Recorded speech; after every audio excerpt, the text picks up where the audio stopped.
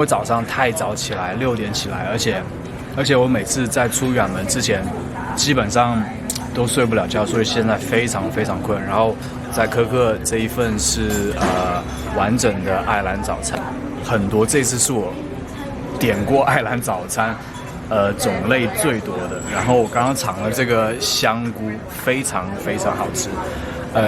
我明天的计划是去看金鱼。然后我昨天收到看金鱼的那个公司给我发，可能明天由于天气原因会取消看金鱼的行程，所以我现在也，因为我主要这趟来这边就是看金鱼的行程应该是重点，但是如果明天取消的话，我只有另做安排了。然后等一下还要去坐大巴去到 Ski Barron 还要从那边，然后再骑自行车骑到 Baltimore。In September. You can check up to date availability and book your places on our website fsbc.com. Please leave a message with a contact number and we will get back to you as soon as we can. Thank you. 这一次真的算出师不利，因为我其实在7月份已经订好了来 Baltimore 看金鱼的，我现在已经到了，但是前几天我收到那个公司的短信通知是说，海上的海象不怎么好，风浪比较大。但我觉得大家看今天天气其实非常的好，阳光明媚的，我不知道可能海上的天气和外面的天气是不一样的，所以非常可惜。因为我是一个非常坚持不懈的人，然后我昨天发短信还问了这边其他的所有的出海公司，都是跟我讲说海风，然后海浪比较大，所以不能出行早饭是我做的香肠，然后还有一个这个，再加上。虽然看金的行程没有如愿以偿，但是也不能破坏了度假的好心情。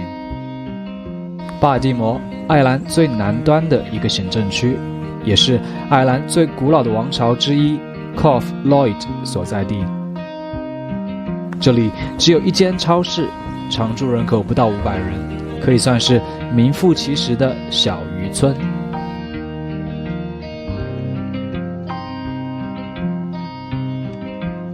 由于众多的野生海洋生物经常出现在附近的海域，所以每到夏天，游客都会蜂拥而至。海钓、赏鲸、皮划艇、潜水都是你可以体验的活动。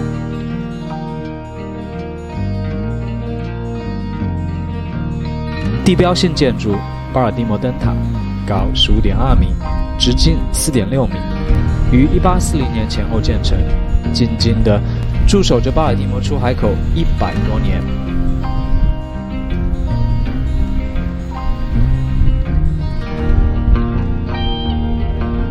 卡在制高点，这里有360度的绝佳视野，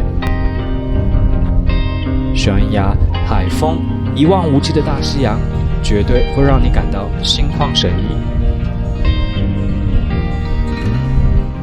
刚刚上来其实还有一段小坡难爬，这一段，然后那下面还有一段石头路其实大家可以走这边上来，这边是一条缓路，然后好像这边也有一条缓路，我不知道我为什么要去爬那个山路。给大家推荐一下，这个白肠自己烤还挺好吃的。我以前在家里的话，我从来没有自己烤过这种应该是猪血肠，然后是白色的，很好吃。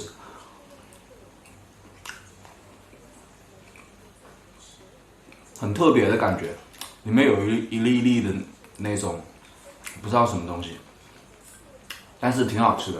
我给大家推荐一下，如果大家来 Baltimore 玩的话，一定要去一个网站，是叫 Baltimore.IE， 直接去上面，它上面是一个汇总的网站，等于是它上面会告诉你，有什么节日，有什么餐厅可以吃，然后有什么kayaking 的公司，一共就2家。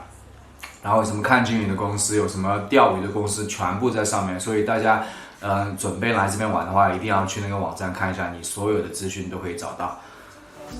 好了，待会见。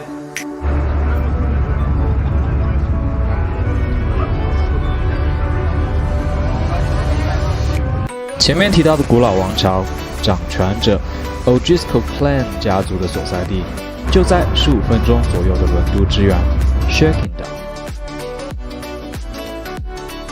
整个小岛长5000米，人口100人左右。岛上有2间酒吧、1间酒店、1间旅社、1间咖啡馆。轮渡每半个小时一趟，是爱尔兰最容易到达的一个小岛。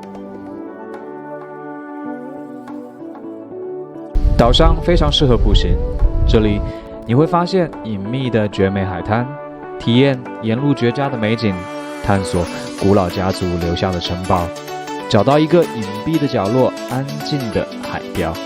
如果运气好，你还能看到鲸鱼或者海豚跃出海面。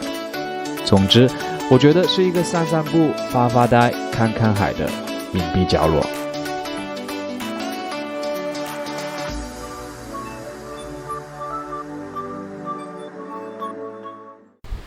大家看那个，很像是在等潮涨了以后钓鱼的。这里景观不错，大家可以想象这边如果涨潮了，会可能是一个小湖。好大的风！这是我第一次在爱尔兰发现这里的海水有点像在东南亚度假的赶脚，绿色的。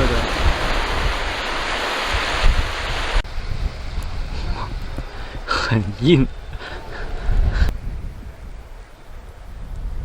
哇！我发现一大片海鲜，我发现了挖贝壳的绝佳地方。这边可能淹水了，就是一个水底的珊瑚类似。然后这边有很多很好看的贝壳，大家看到吗？我怀疑都是活的，真的是活的贝壳。把你放回归到大自然。又发现了一个，大家知道这个粘在墙上，这个红红的是什么？应该也是一个海洋生物。发现了一只螃蟹，但好像是四脚朝天的。我现在进了一间艺术展馆，但好像没有什么展品，大家可以看后面的，都大同小异。前面的门面挺好看的。我现在才发现，天气晴朗和海上的气象是完全不一样的。我知道今天为什么可能不能出船了，因为风真的很大。但是我在想，如果是大船的话，这一点风应该也没关系吧？真的是。大家可以看一下，是鳕鱼，还有蔬菜。我叫他拿那个土豆，但是已经没有了。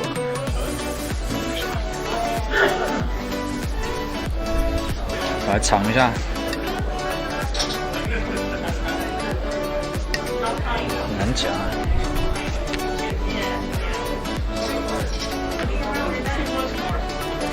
非常的新鲜，它里面有放那个黄油配那个鱼，味道还不错，可以在家试一下。鱼非常的新鲜。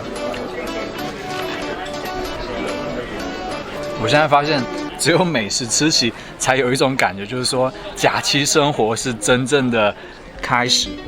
给大家一个建议，就是说，如果你要来这边看海或者是钓鱼的话，你就直接，假如说你就直接这一周你发短信问他，因为他们都会短信回复你，你就发短信问他这一周哪一天可以出海，因为你比较近的时间问的话，他那个海象他掌握的更加清楚，因为他昨天跟我讲，他说你周四还在不在？周四的海比较平静，可以出海，但是因为我周四有另外的安排，所以给大家一个建议，就是说，如果大家来这边看鲸鱼的话，提早订是没有用的。干杯！